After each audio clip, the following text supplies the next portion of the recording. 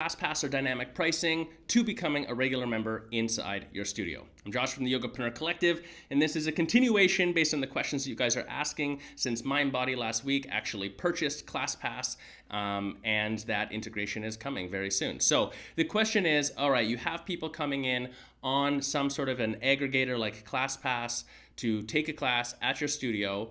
What would the steps look like if you were trying to convert that person onto a membership? And I think this is a really good question. Now, we know that the conversion rates across the industry are very extremely low for this. And I've had meetings and conversations within the consultant groups that I'm in, as well as with people from ClassPass themselves who have claimed some higher rates. The problem is they've never been able to actually show us that. My direct experience has been that they are abysmal rates, so 2-3%. That's like the best case scenario. Many studios that we work with have a conversion rate from ClassPass visits to membership in the 1% and below. The reason I'm bringing that data point in here is for you to set a realistic goal and expectation for what conversion should look like. In theory, if you're converting people who are coming in for their first visits, especially on ClassPass, to membership at a 10% rate or even a 20% rate, you would be crushing it in my experience. So that would be a better goal to be setting versus trying to convert 50% of them or something like this, because it's probably just unrealistic for you and your team to achieve.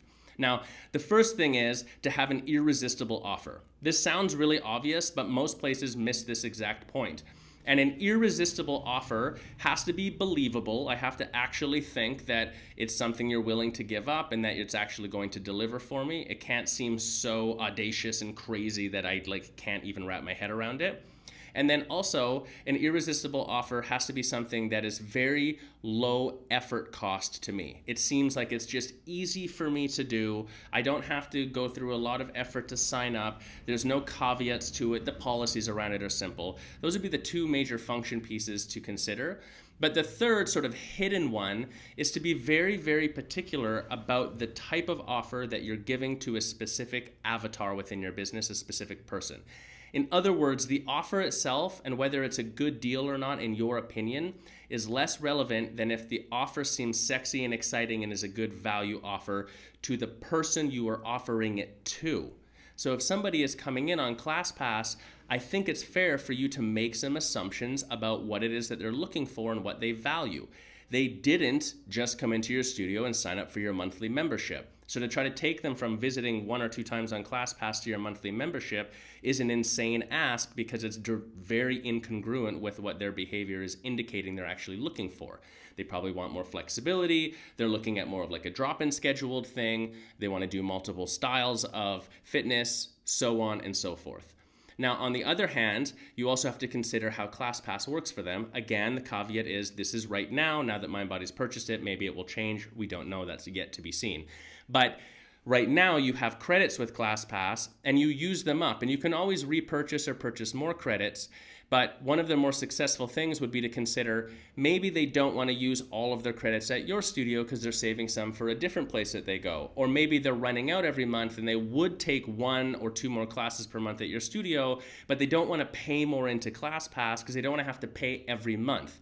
So what you're looking for as a transition for them is some sort of an offer that is a supplement to their ClassPass. Because the other detail here is to take someone who's on ClassPass and say, you should sign up with us and cancel ClassPass is challenging them as an individual person. They have made a purchasing decision and therefore some level of emotional commitment to having a ClassPass membership, and it's part of their status and identity. So when you ask someone to drop that, you're asking them to drop more than just their ClassPass membership to come and join your membership, and that can be a large conflict. Most people will not make that offer, give it any real consideration. So the thought here would be, how can you offer them something that they are going to purchase in addition to ClassPass, at least at first, that supplements the way ClassPass works for them at a better rate and a better way than purchasing more ClassPass, and is completely irresistible because it's super easy and obviously aggressive. Those would be the thoughts. Probably it's going to be a numbered pass, something like that, but you'll figure that out for your business.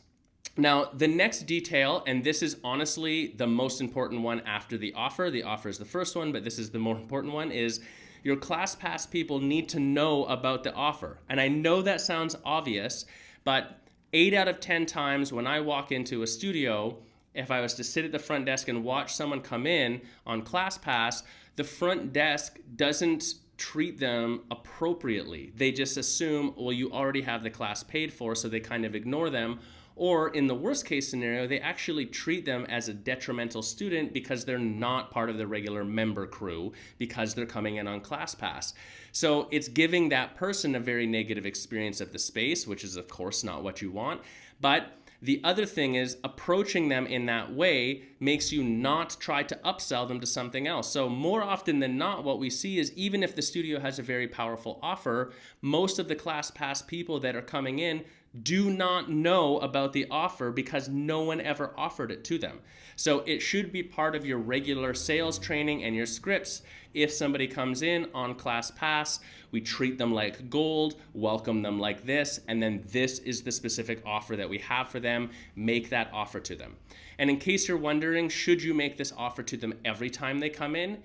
Yes, you should. Every single time they come in, make this offer to them. Now, obviously it will change. Yes, they'll get sick of hearing about it, but you would be surprised how often people need to hear the same offer multiple times before they can really give it a full consideration. So I wouldn't just do this on the first time. I would do it multiple times, if not every single time that they come in, to make sure that they get it.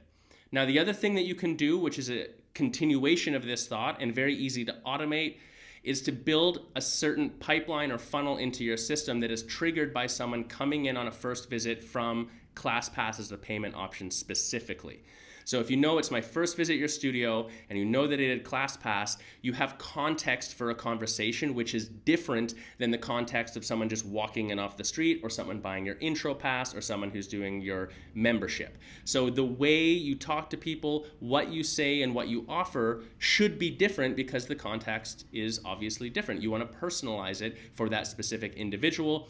I would recommend that you would have somewhere between a 3 to 5 email sequence, maybe a text message or two built out that's specific to that person, offering them more value, some information, and then reiterating that same irresistible offer for a certain duration of time. Maybe you space that out over a month so that when someone comes in on ClassPass, your team is picking it up and talking to them about it, and then there's also additional follow-up after the fact so that they, one, come back and patron your business again. That's the first thing, is to just keep them coming back in so you have more time to establish rapport and a relationship with them.